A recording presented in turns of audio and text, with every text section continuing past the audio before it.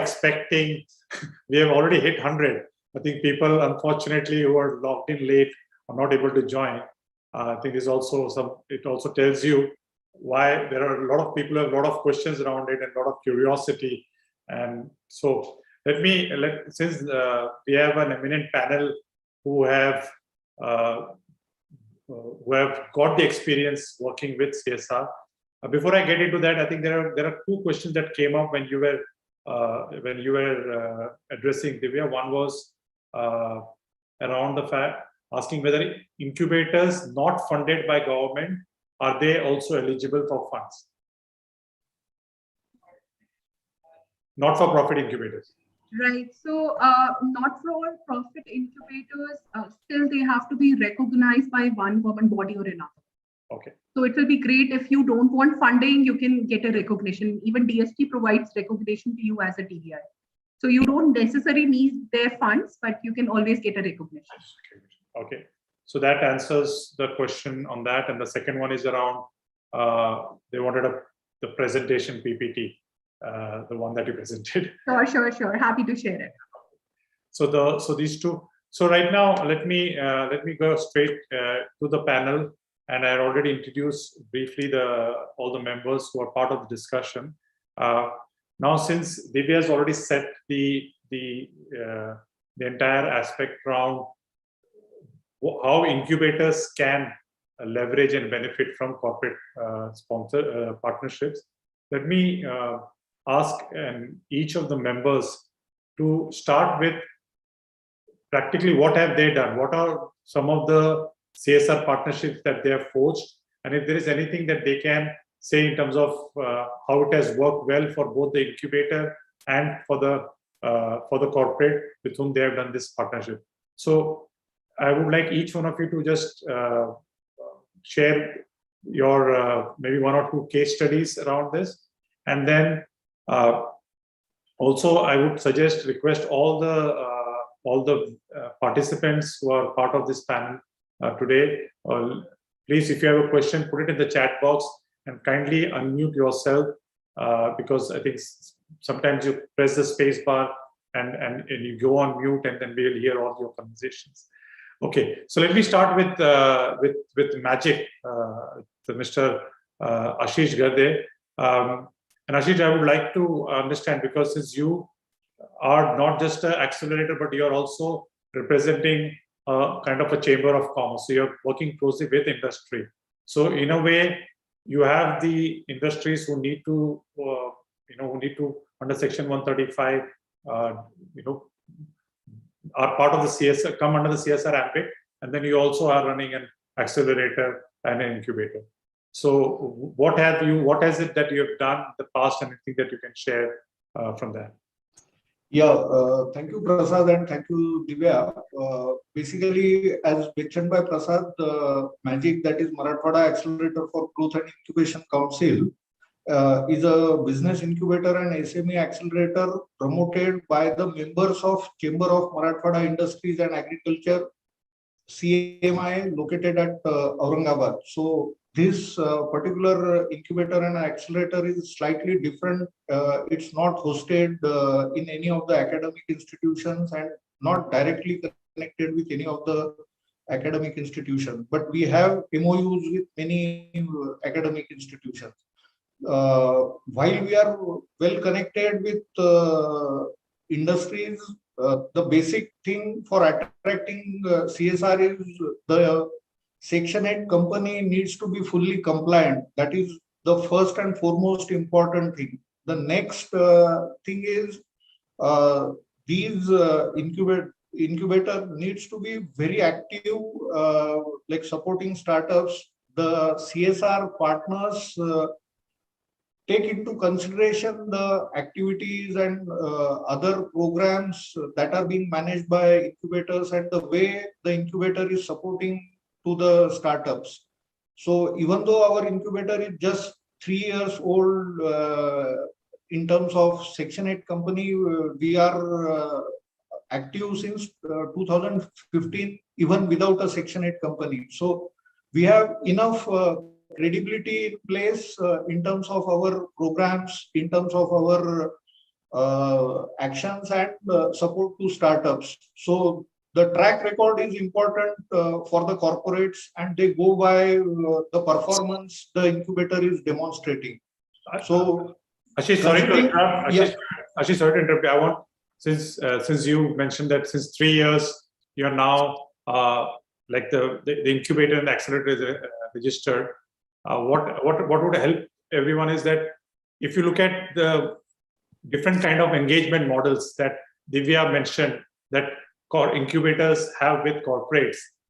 In these 3 years, is there anything that you have worked that you can share? You may not have to name the company, but just to give that, with this company, this is what worked, this is what your approach, this is what you did. Yeah, whatever Divya mentioned about those 3 things, there are 2 companies in Aurangabad who have supported our incubator and the chamber in terms of creating infrastructure for the incubator. The building expansion project was funded. I will name the companies also since they have contributed. One is Bajaj Auto Limited and the other one is Garware Polyesters Limited. So these are local companies who saw our initiatives, activities, and proactively supported for building expansion.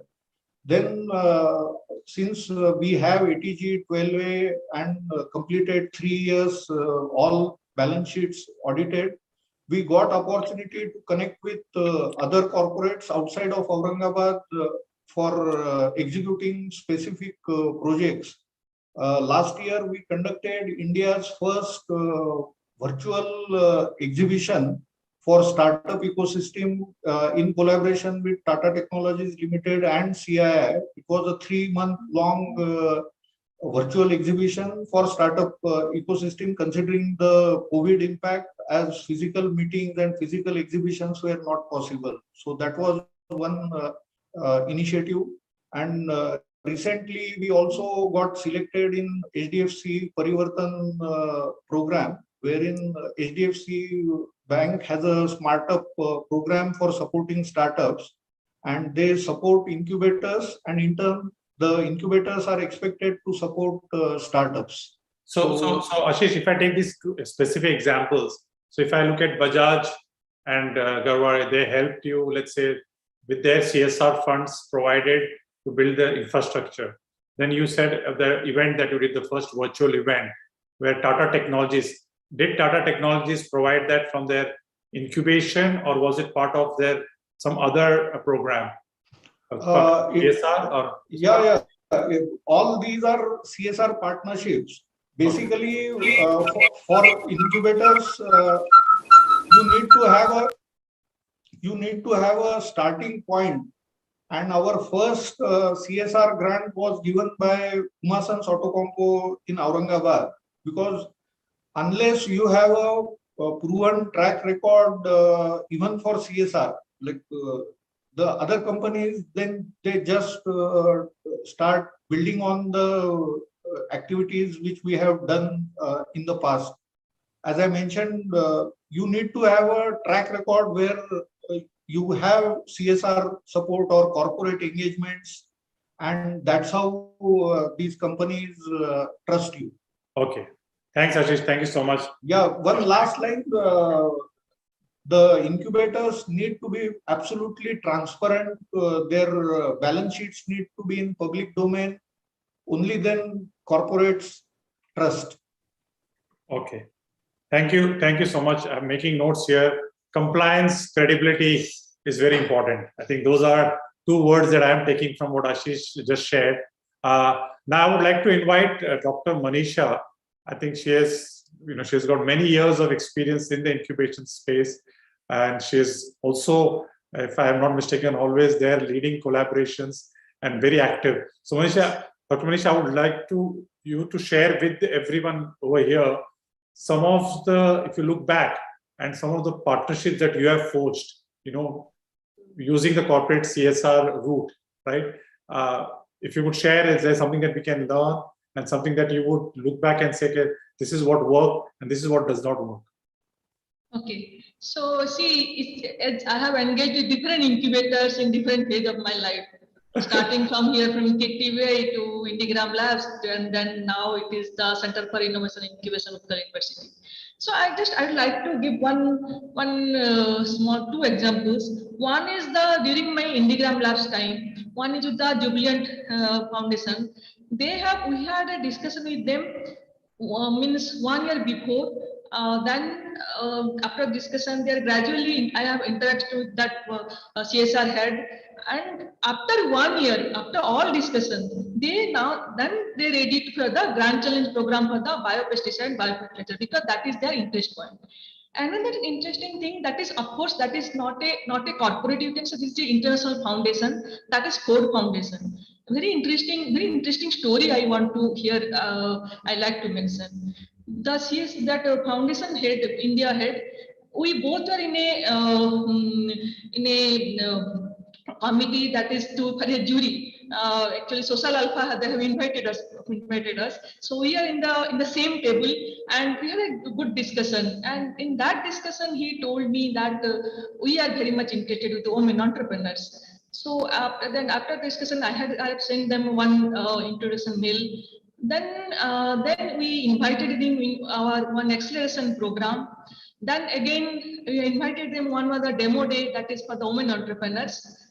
Then after that, I have sent another mail that we want to collaborate with you. Then he replied me, okay, at what points, give me some points of where you can collaborate. So I had a discussion internally, then we have made several points. The last point just I remembered because he told me that I want to work for the women entrepreneurs. If you want to work something about women entrepreneur, I have interest. So I just remembered that point, and I mentioned Women Startup Center. Just I have mentioned, and immediately the same day he replied that we are very much interested for this. Make a proposal. So this is the two story I can share you. And from my experience, I have just jotted down some points that all incubators should make it a point that networking and engagement with the corporate or any foundation is the first. You must invite them before asking them any fund. You must invite them to an incubation center. You must invite them to different programs, different workshops and demo day, so that confidence level will grow. Definitely, that what Ashish ji told that that 12J, 80G, and all the balance that is also required, and in addition to that, what exactly you are working, that showcase them, that will give the confidence level for the corporates. Second is what is the priority area of that particular corporate, whether it is a woman or it is nutrition or environment, healthcare, wash or skill development. What is the interest area? So that we need to know. So before approaching to any corporate, we need to do a proper research work. So that of the organization. Then and we should not send a mass mail to any corporates. Means it should not look like it's a mass mail. Its mail should be very much customized. And one important point is what impact it will give, because end of the day they will showcase that okay, this is the CSR fund we have given to this incubator and this is the impact.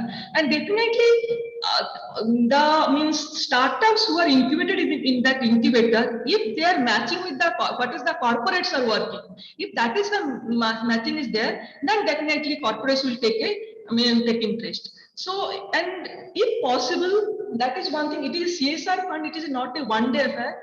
It is a continuous affair. So, if possible, one exclusive staff for the CSR work, if someone has assigned in an incubator, because he or she should be the key point to interact on regular basis. Not only that, we are just asking for the funds. In any update from our incubator, we must inform them. We must regular interact with them. That will give the confidence to the corporates, and approach to the local industry, local corporates first, because they have them much interest. And sometimes we can do the very specific program, acceleration program. We can, because that type of, if that is the interest, sometimes if the corporate has the interest with women, then women specific acceleration program, or they have the healthcare or waste to management, what are the sectors they have interest, we can make the proposal according to it. So so this is the main thing is the build a specific program, specific proposal for the CSR fund. And main thing is the networking. That is the main key point, what I say. Because all these things which are personal means what is the personal touch you have? If you are, how you are interacting with those people. That is the main key point, I can say. Thanks, Dr. Monisha. Indeed, I think what you hit the nail on the head by saying that our relationship with corporates cannot be just for knocking on their door for CSR fund. I think it starts with networking, collaborating, inviting them, and so great. Now I'll jump straight to Prasad Shetty, because I know, Prasad, you're working with the with Sign and I also know that you have helped some CSR activities where startups are able to get those funds from CSR through Sign. That would be great if you could share some of those examples as well, where how you're able to tap into these partnerships for startups, not just for the incubator, but for startups.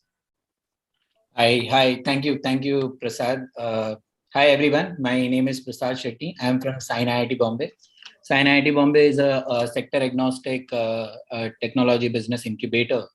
We started a CSR activity way back in 2015, where we have received our first CSR fund from one of the corporate. As of now, we have received almost 20 odd CSR funds from corporate. Most of the fund, how we have utilized is that around 69 to 70% funds we have deployed in startups, and around 25% fund we have deployed in creating incubators infrastructure.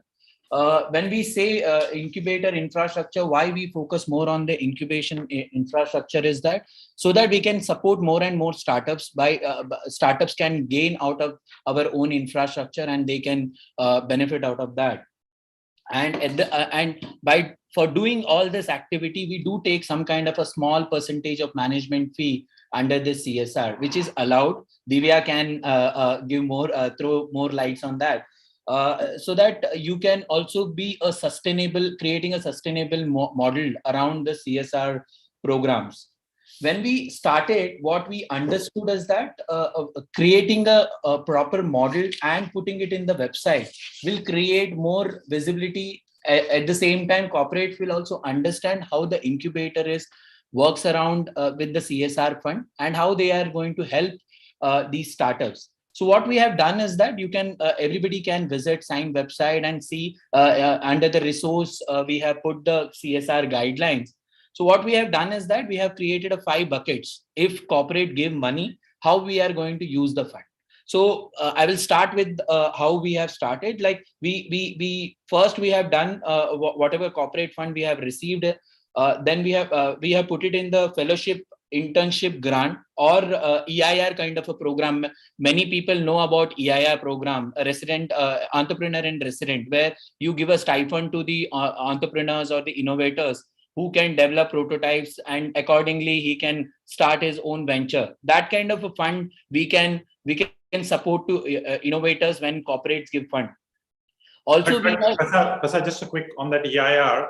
So there is EIR funding available from government, but you're saying that if you don't have to wait for the government DST EIR, you can tap into corporates to fund a EIR program, correct? Correct. So what happens is that if you really see, government comes with a call for application, that takes a lot of time and there is a limitation. So there are certain funds which has a specific need and specific, if the companies are in specific domain, then only you can support.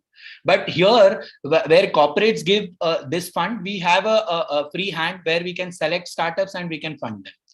So that is one model which incubators can adopt. Second is funding support to startups for prototype. Like I will name it Nidhi Prayas. What we have done is that we have mentioned these are the startups who are in the prototype stage and they require these kind of a fund.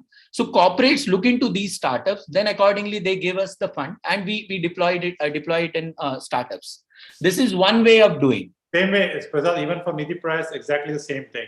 Yes, so yes. Nidhi Prayas is a fund where you call for application and you're giving prototyping grant to the startups.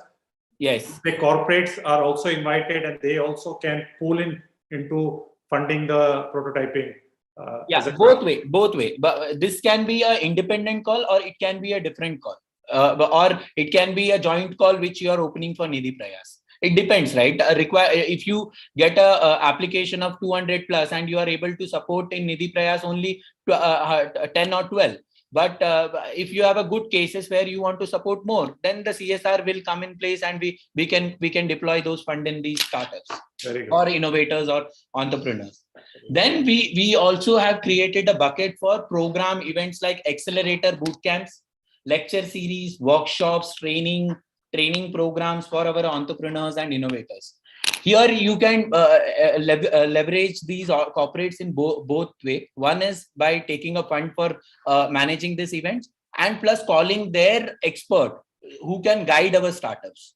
It's not only one-way communication where you can only take the money, and you should think more on leveraging their expertise. Let's say, I will give an example. If some corporate is working on clean tech, and if you have startups in clean tech, so that will benefit more than money. It's not only about money, right? So that is another way you can get engaged with these corporates. Got it. Then third thing is capacity building of your own incubator infrastructure.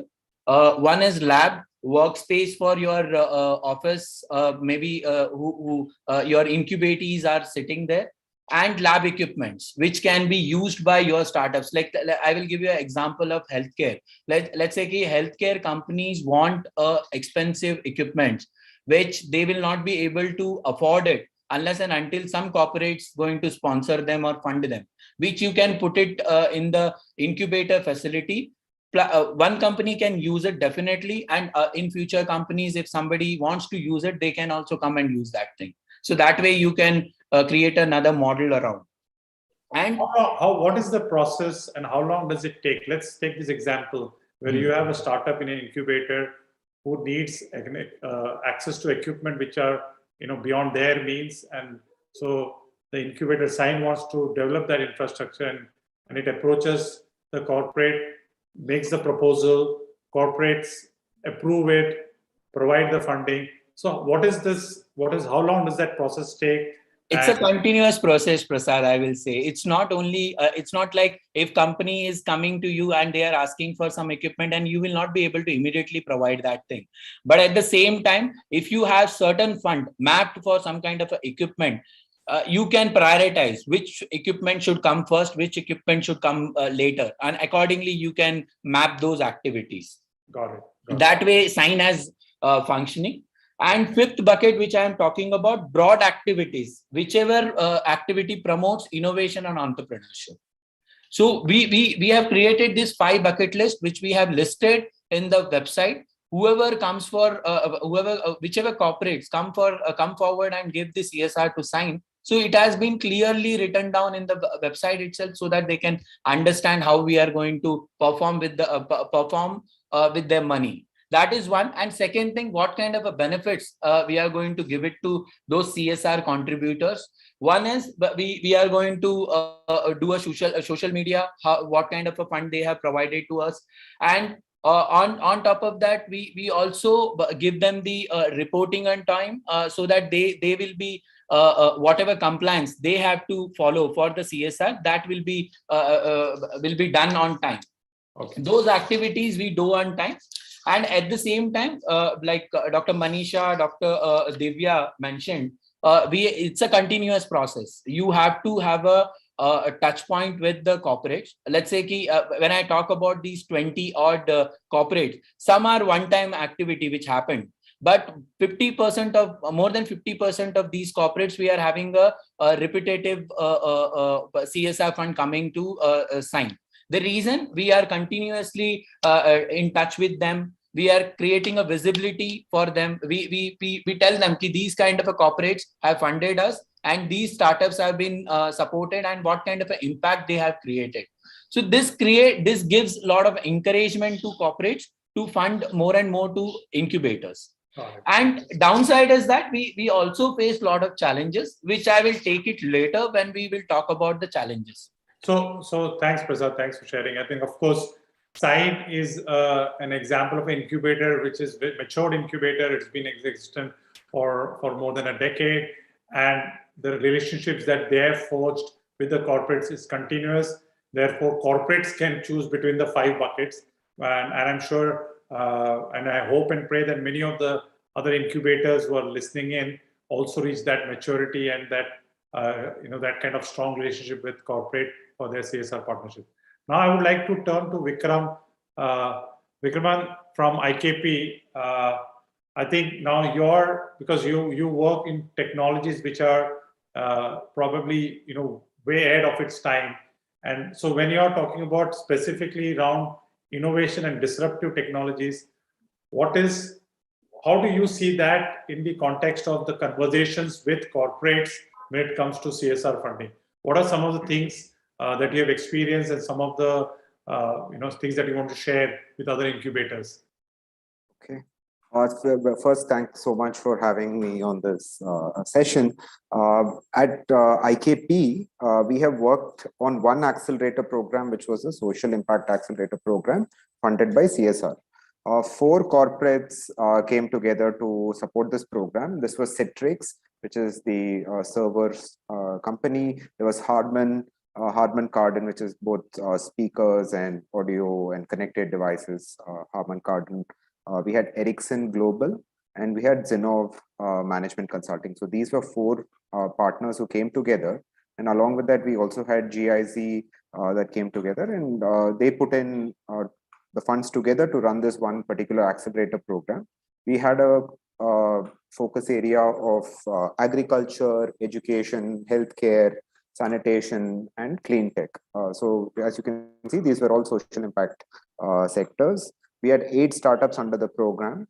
One of the startups that most of you may have heard of is Niramai Health, right? So they went on to raise $7 million, post the accelerator, etc., etc. So the other team that you may have heard of is Sascan, which has just now raised pre-series A round or series A round for oral cancer detection. So Vikram, just sorry to interrupt you. I think what you said is interesting. I think Dr. Divya had prodded on this point. While agriculture, health, all these are part of the SDGs, the fact that incubators are bringing in technologies in these sectors for social impact, because none of these startups are Section 8 companies, they are for-profit startups, right? So when you brought these corporates together for this particular accelerator program, what is that kind of invitation? What is it that call that attracted them? Was it a social cause, or is it the cause of the technology for the social cause? So in our case, it was the social cause. It was, though we have other companies that are working on disruptive technologies, we have not yet run a CSR program which are working on disruptive technologies. So only for the social impact sectors we have so far run. So yes. That's the fact. So I shouldn't say that we raised for something else. This is the fact. Yeah. Okay. No, that's good to know. And you're right, because somehow I think I'll also get Dr. Divya in here. When corporates are looking at CSR, for them it's always those social causes, which is like health, underprivileged children, education, agriculture. Those things comes into play. And so I think, Vikram mentioned very, very correctly how those startups actually were working in the social, let's say, field, but it's basically they are tech companies, right? They're technology startups in a way, right? So yeah, if I may add, it is not that Niramai was not disruptive at that time. They were disruptive, which is why they went on to do a massive fundraise, and they are a great success story in the startup ecosystem. It's just that the sector was healthcare, and they were a for-profit company, and they had cutting-edge technology. But when we pitched the program, it was not to say that, hey, CSR for disruptive technology. It was CSR for great companies working in the space of social impact. And that was across agri, ed tech. Very good, very good. And that's absolutely, I think, spot on. I think a lot of the incubators listening in should definitely take cue from this, because we have to, I think, like what Dr. Manisha mentioned, you need to, for every corporate, you need to present yourself to what the corporates, it has to match with what the corporate's agenda is as well, right? So, okay. Anything else? Any other example, Vikraman, you would like to share?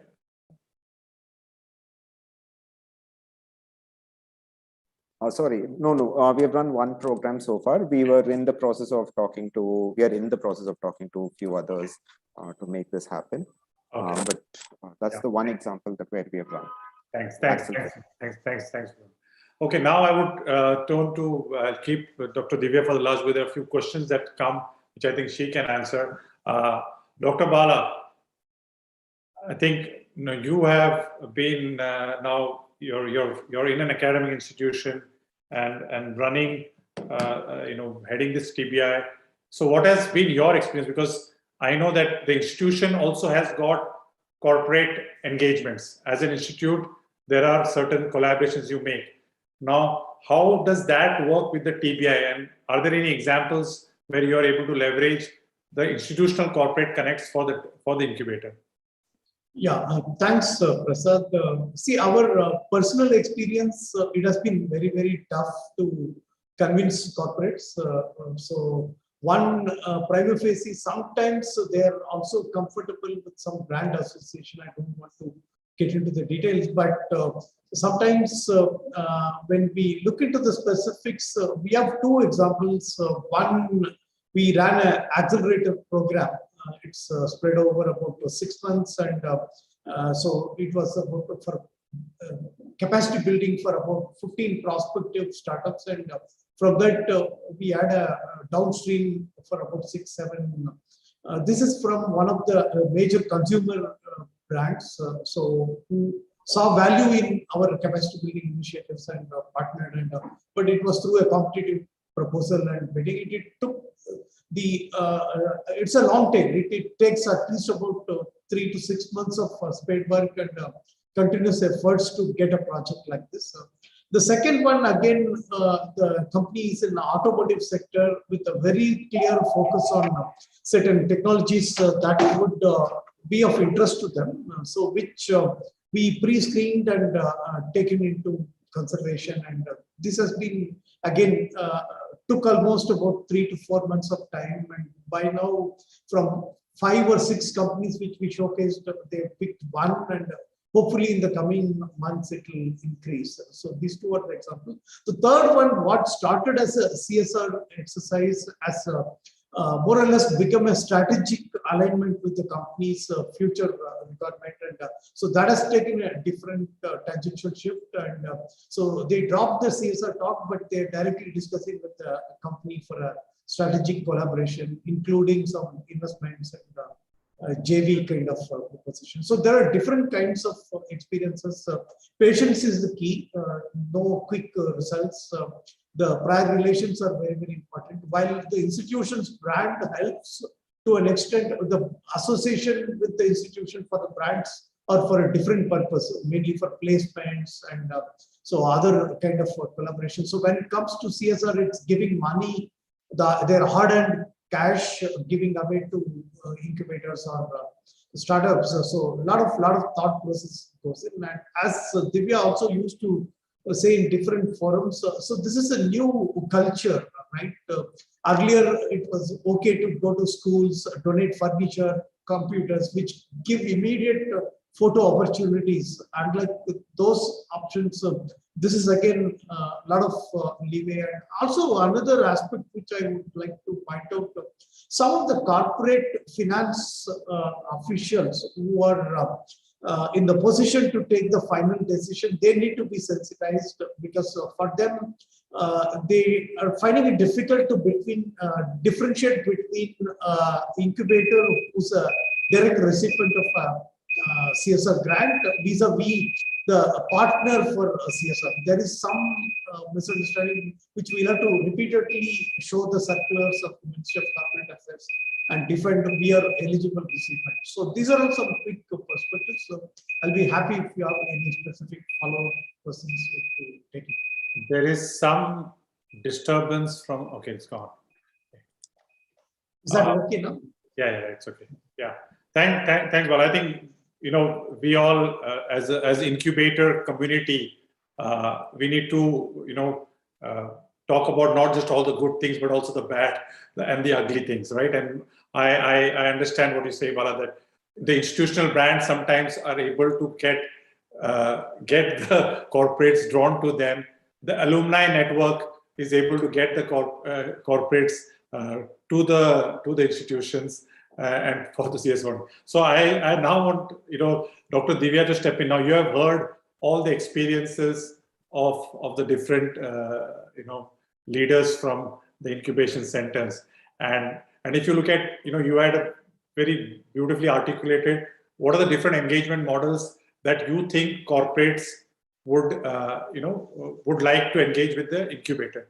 But incubators have the desire to do it, but corporates, are they ready for this? I think like what Bala mentioned, the CFOs and the gatekeepers of this decision of CSR are not always understanding it. So what are some of the things that you think incubators should do to overcome this big challenge? So, entrepreneurs done an easy exercise. So that also holds good for our. Divya, again, your voice was low. Am I? Go back. Your voice is still low. Okay. So I was saying when entrepreneurs done an easy job. So that also holds good for incubators. Am I audible?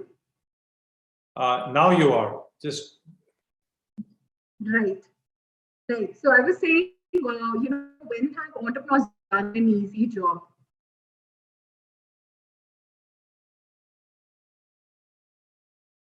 I think suddenly you've gone.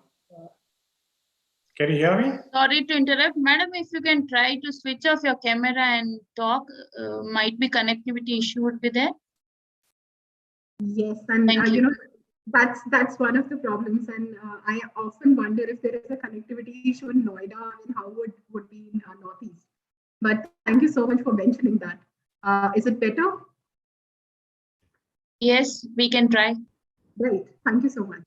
So now what I was saying was that when have entrepreneurs done an easy job?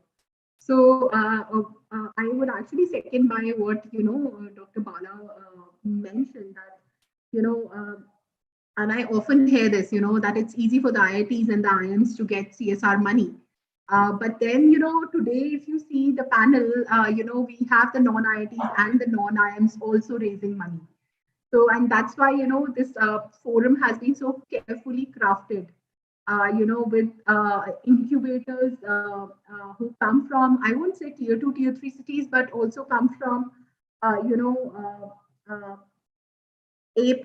or, A grade institutions also. So, one thing is for sure that incubators have been set up by organizations which, look at innovation in a futuristic manner. So I think with that,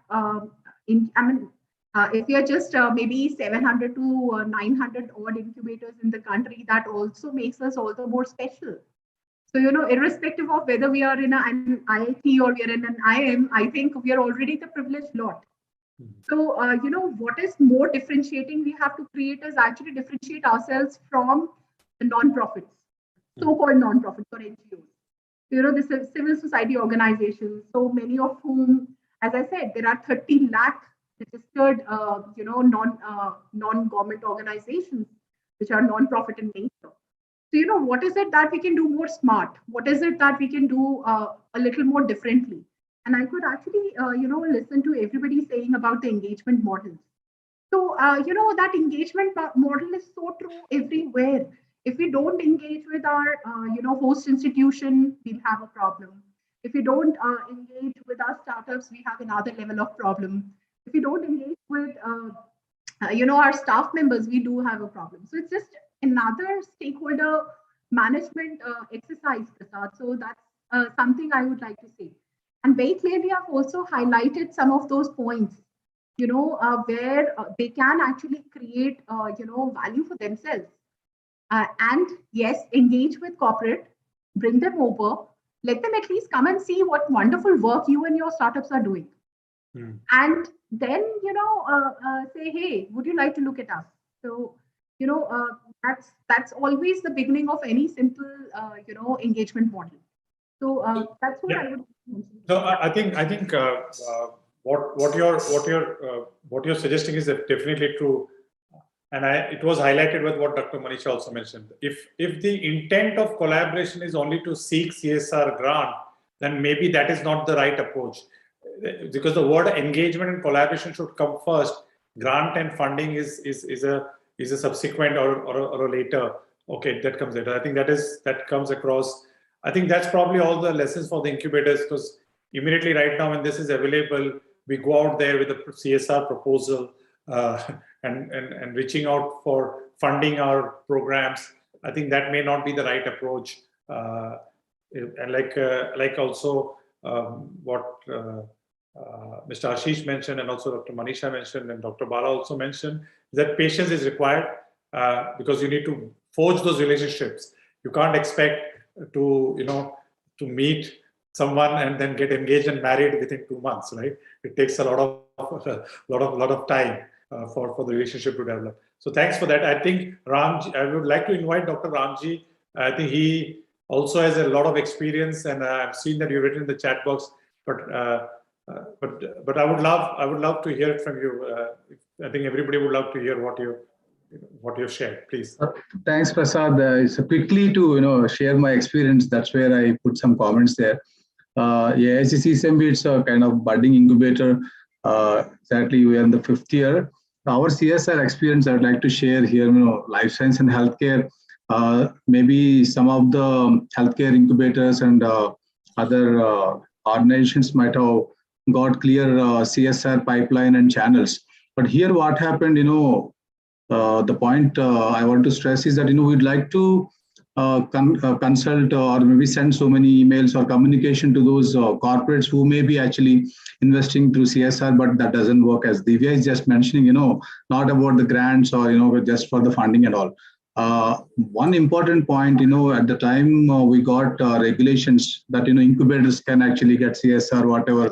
It's a kind of big news for everybody, but still the ministries or the host organization and their umbrella agents like CSR, they actually play a key role for most of the incubators. They only can actually root out and direct those kind of corporates because they have direct contact with those corporates who can actually invest. So this actually worked for CCMB.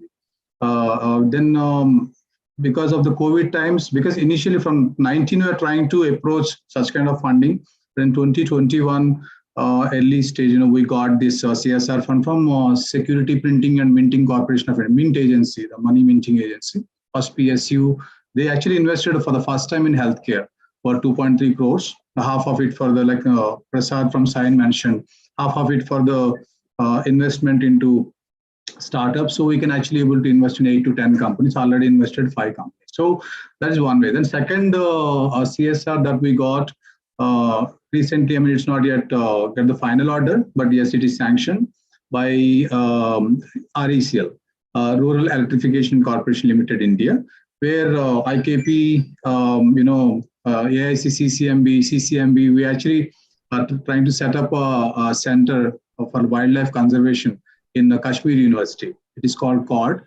So where our contributory efforts are recognized by RECL, and they are closely, about 2 crores they are actually investing through CSR mode, where we can actually inculcate our skill development and also entrepreneurship promotion activities in Kashmir, Jammu Kashmir area. So this is a kind of example where this is coming through the host organization and their connects. The third one, we got small fund of 15 lakhs from a company, IT company called Blaze, because they would like to help our scientists who can actually use NGS data for analytics part. So the synergies are very much important.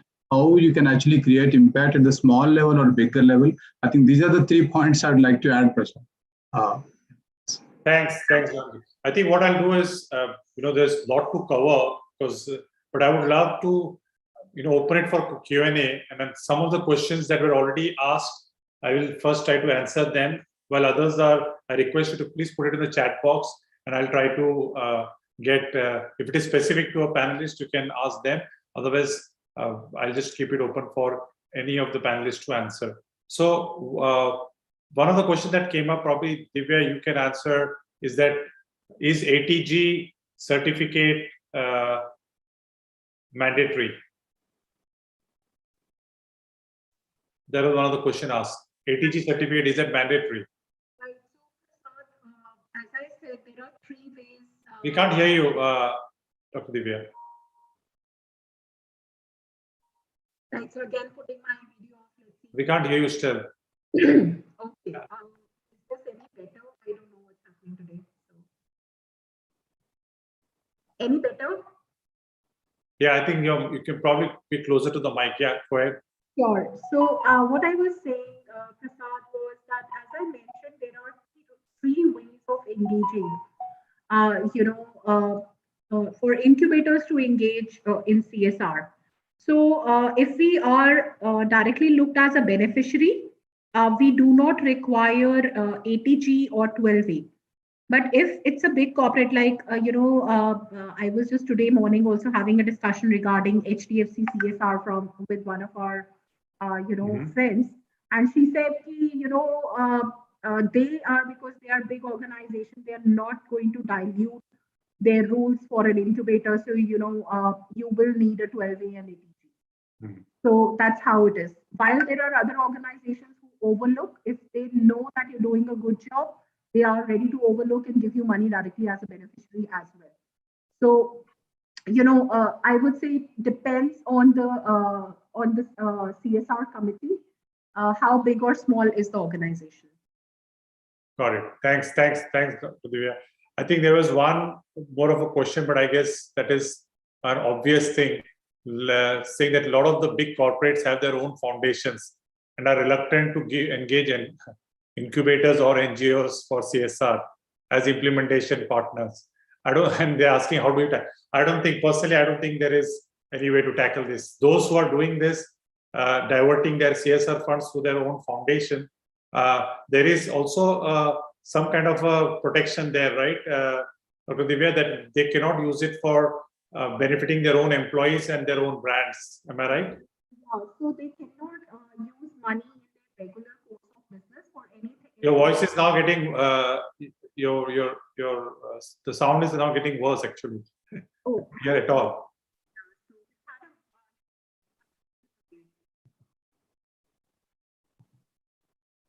Hello. Yes, Prasad. Hello.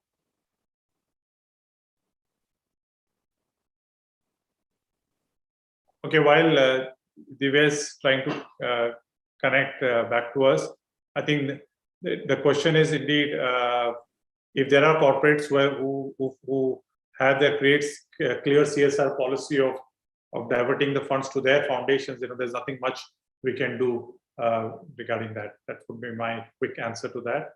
Are there any more questions? Power fluctuations? Oh, okay. Dr. Divya is facing power fluctuation, therefore they can spend the money through their corporate foundations, but they cannot spend on business motives. Okay, so the rule is very clear there that it cannot be to achieve any of their business objectives. So employee well-being is also kind of a business objective.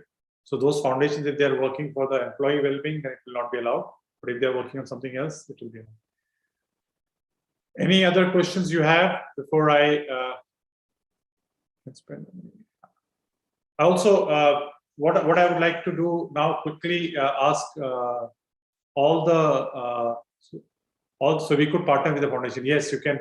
So Dr. Divya, was the question, just a follow-up question on that can the incubators partner with the foundation? Yes. Yes, the answer is yes. One more question that has come. What could be the extent to which an incubator can bank upon CSR funds for sustainability of the center? Beyond implementation of CSR, how much percentage of fund can be routed for self-sustainability? So what percentage of the CSR fund can be used as management fee for the incubator if we are using it as an implementation agency? Generally, it is 5 to 10% if it is linked to funding of startups.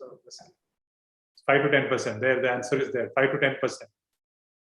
So yeah, CSR funds, that 5 to 10% can be part of your sustainability model, but not the entire CSR fund per se. You can't rely on this. You can ask 10%. That's good. We actually asked 10% straight. Yeah. Prasad, Yes. Prasad. Yeah, Prasad, but what we have observed is that, let's say if you are funding it to funding this fund to startups, then you can ask for some kind of a management fee. But if you're building on your infrastructure, then I don't see any kind of a management fund coming from corporates. Oh yeah, that's right. Because you're the beneficiary. Yeah. That's why I say if you're the implementation agency, then you can ask for that 10% management fee. But if you're the beneficiary like building infrastructure, then you cannot ask. Correct. Great.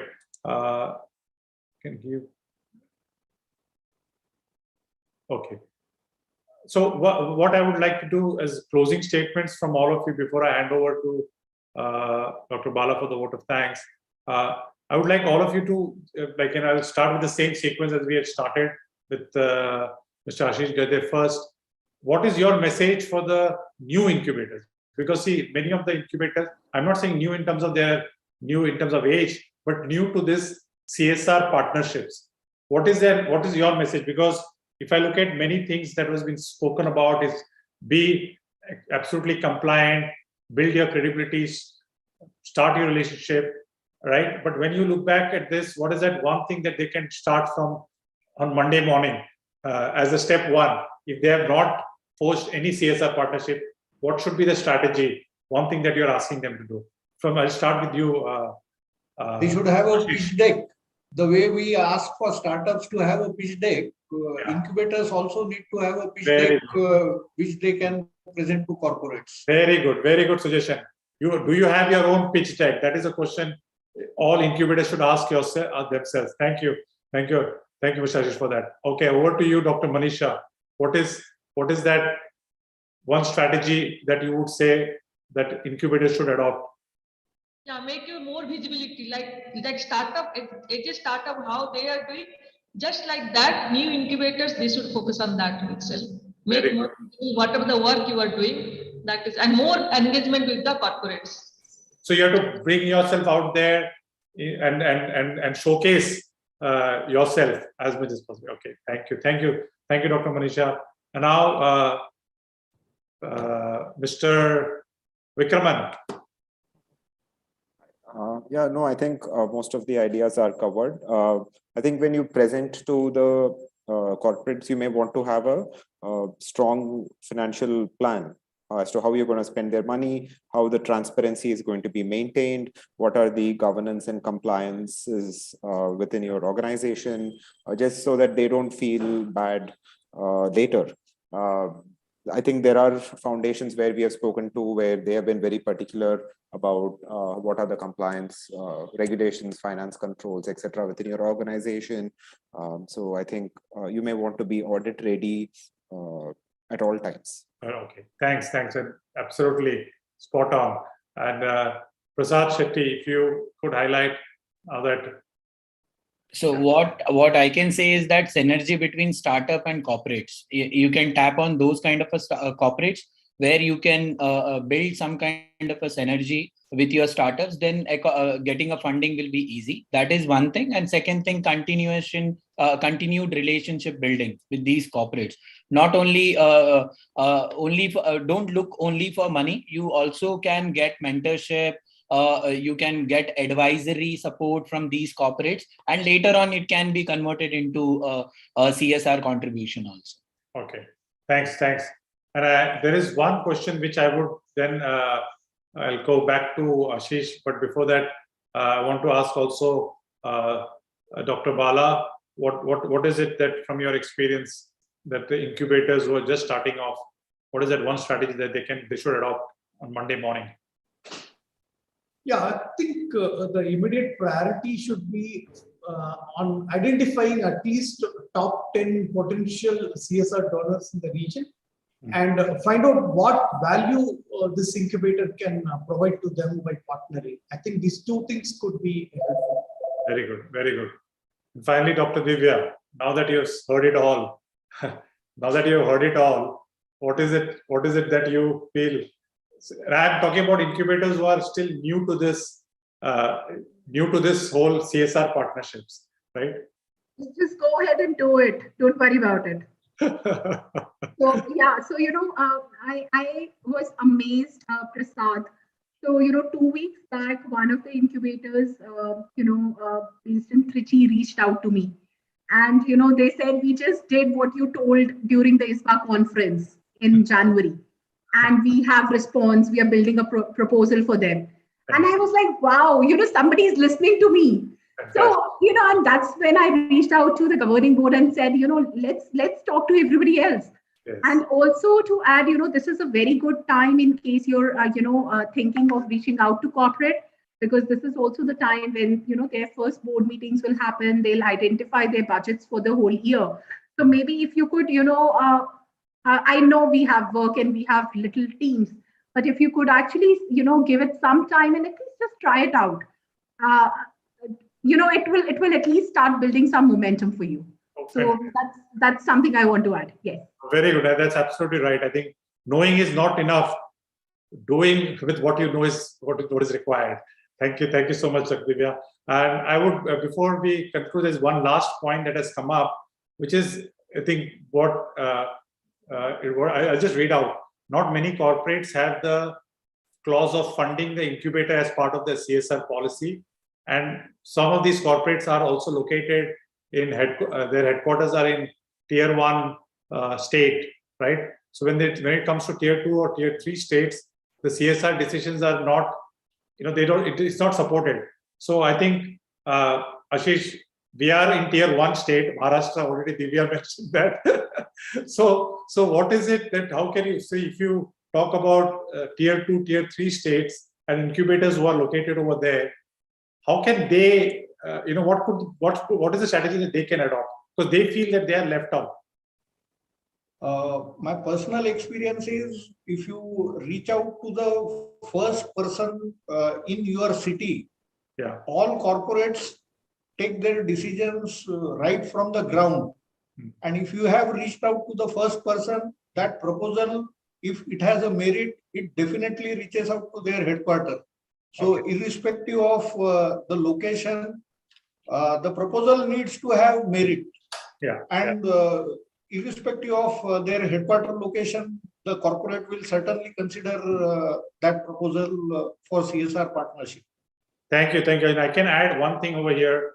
I recently had approached SAP for one of their CSR based activity, and I did not get the grant because I am in tier 1 state.